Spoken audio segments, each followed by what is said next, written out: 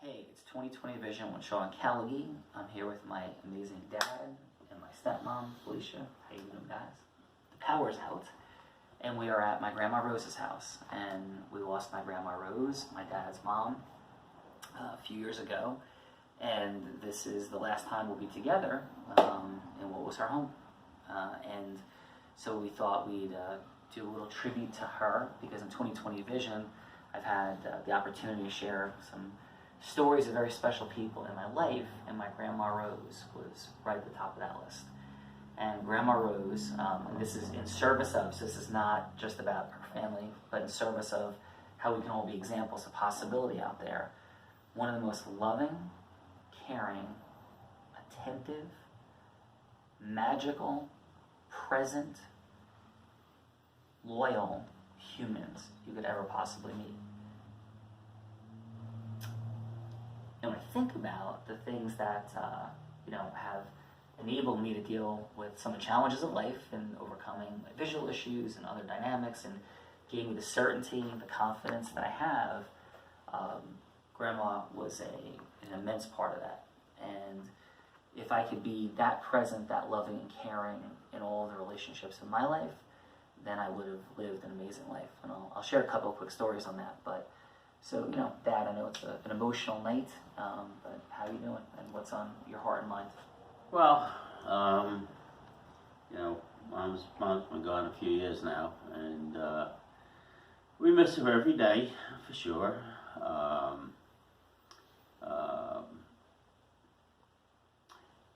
know she loved me a lot. I know she loved Felicia, but she didn't love anybody more than she loved Sean, that's for sure.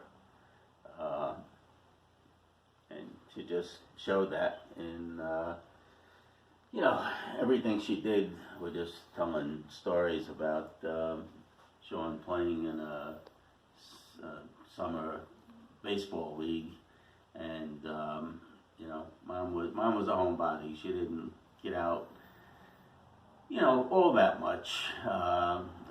She liked to stay home, watch TV, whatever. But with these games that summer, she suddenly became the biggest baseball fan in the world, and hardly missed a game, and made Sean portable dinner. Tell us about that a little bit. I mean, if you think about this, so Grandma really, did, right, not like to go out much. No. It's 40 games that summer, and to my recollection, she went to every single game. And it was all over the Jersey Shore. It was a semi-pro baseball league. It was summer between my junior and senior at Columbia. And every single solitary game, she brought me a turkey and roast beef sandwich. 2, she brought me a pack of Twizzlers. So if some of you have seen the Twizzlers in my house, so Grandma Rose is the root of that. And she brought a thing of Reese's Pieces, a big bag, along with 2 Snapples. So Did she introduce you to the Twizzlers, or she kind of pick up on that? I think Grandma Rose may have introduced me to Twizzlers. Mm-hmm. Reflecting back, I really do think so. And so is it, Very cool. Yeah, but the ability in that summer, was when I was hoping to get drafted to go on and play professional baseball. We're starting to have some challenges that summer with my vision, and it was really difficult. It was magical and incredible, but I work every day till 5 o'clock in North Jersey. I drive, an hour 45 minutes to 2 hours and 15 minutes in traffic, and we're playing all over the Jersey Shore. And there was this settling, and all new people, and the gentleman who coached the team, he worked with the 584 as a bird dog scout, so he was watching me all summer long with some guys on my team. One guy played in the major leagues, some guy played in AAA, another guy in AA, some of the best players I've ever played with. And, it was this intense summer, and then Grandma Rose and her amazing husband, Joe, he was there every game with that bag of food and cheering me on. And I get out of my car and changing and taking my tie off in the car, my shirt off, and putting on my uniform and ready to go. And then every night we play double headers, and so I'd end up driving home at midnight back to North Jersey, get up the next morning to work, and I can, really from my heart say that Grandma Rose and Joe being there at every game was truly the highlight of that entire summer. And some of you saw the video potentially that I shot about my mom's mom, and sometimes I feel like I cheated in life or was given these ridiculous advantages, and not because we grew up with a ton of money, but because we grew up with so much love, unconditional love. It was just remarkable. And Felicia, you were joking about before, when we come down and Grandma Rose, I cherished our time together and she cherished our time. And I was her only grandchild. So what would Grandma Rose say to her husband, who was, happy and excited?